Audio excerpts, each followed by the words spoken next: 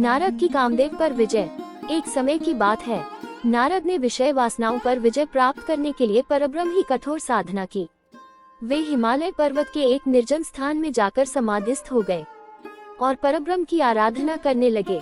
उनके इस प्रकार कठोर साधना करते देख देवराज इंद्र भयभीत हो गए। उन्होंने इस विषय में देव गुरु बृहस्पति से परामर्श करने का विचार किया। वे आचार्य बृहस्पति के पास पहुँचे और उनसे कहा, आचार्य, नारद हिमालय पर्वत पर बड़ी कठिन साधन कर रहे हैं।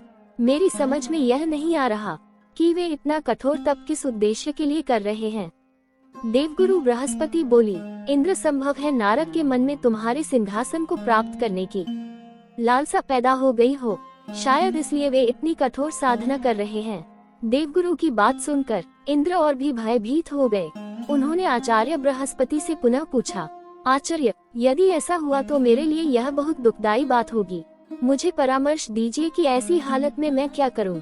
आचार्य बृहस्पति बोले, इंद्र, तुम तो देवों के राजा हो, सर्वशक्ति संपन्न हो, सामर्थ्यवान हो। मैं तुम्हें इस विषय में क्या परामर्श दे सकता हूँ? तुम स्वयं ही कोई उपाय सोचो। आप ठीक कहते हैं आचार्य जी, मुझे कोई न कोई उपाय सोचना पड़ेगा। कहते हुए इंद्र वहाँ से चले गए।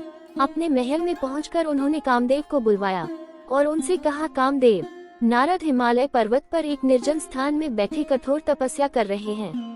मैं चाहता हूँ कि तुम उनके पास जाओ और अपनी मायावी शक्ति द्वारा जैसे भी हो उनकी तपस्या भंग कर दो, जैसी आपकी आज्ञा। कामदेव ने कहा और तत्काल उस स्थान को चल पड़ा जहाँ नारद तपस्या कर रहे थे। वहाँ पहुंचकर कामदेव ने अपनी मायावी शक्ति का जाल बिछाया। उसके संकेत मात्र से उस बियाबान क्षेत्र में बाहर आ गई। भांति भांति के फूल खिल उठे, चारों ओर हरितिमा फैल गई। शीतल मन सुगंधित वायु बहने लगी। कलियों पर भंवरे गुंजन करने लगे तथा भांति भांति के रंग बिरंगे पक्षी कलरव करने लगे। कुछ ही क्षण में स्वर्गलोक की एक अप्सरा प्रकट हुई और नारद जी के सामने मनोहारी नृत्य करने लगी। उसके घुंघरुओं की मधुर ध्वनि वातावरण में गूंजने लगी। लेकिन कामदेव का ये प्रयास व्यर्थ ही साबित हुआ। अप्सरा नृत्य करते करते थक गई, किंतु नारद का ध्यान नहीं टूटा। थक हार कर अप्सरा वापस लौट गई। तब पूरा होते ही नारद ने आंखें खोली।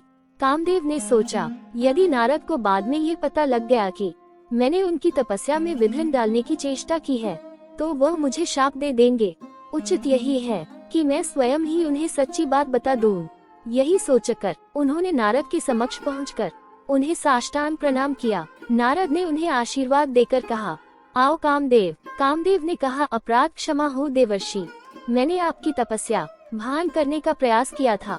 नारद ने पूछा, पर क्यों, किसके आदेश से तुमने ऐसा किया? कामदेव बोले, देवर्षि, मुझ किचन में इतनी हिम्मत नहीं जो स्वयं ही आपको तप से डिगाने का कार्य करता। मुझे ऐसा करने को कहा गया था। नारद बोले, किसने ऐसा करने को कहा था कामदेव? देवराज इंद्र ने, उन्होंने ही मुझे यहाँ भेजा था। कामदेव ने सच्ची बात बता दी। कामदेव की बात सुनकर नारद ने मुस्कुराकर कहा, मैंने तुम्हें क्षमा किया कामदेव, अब तुम जाओ और देवराज को बता देना कि नारद ने इच्छाओं को वश में कर लिया है। अब मैं संसार के किसी भी भौतिक आकर्षण में नहीं फंस सकता। जान बची तो लाखों पाए। कामदेव ने सोचा और जल्दी से वहाँ से चले गया। दोस्तों, आपको हमारी यह कहानी कैसी लगी प्लीज कमेंट करके बताएं और आगे ऐसी ही धार्मिक कहानी सुनने के लिए हमारे चैनल को सब्सक्राइब और बेल नोटिफिकेशन को ऑल पर सेट करें। जय श्री कृष्णा, जय श्री राधे।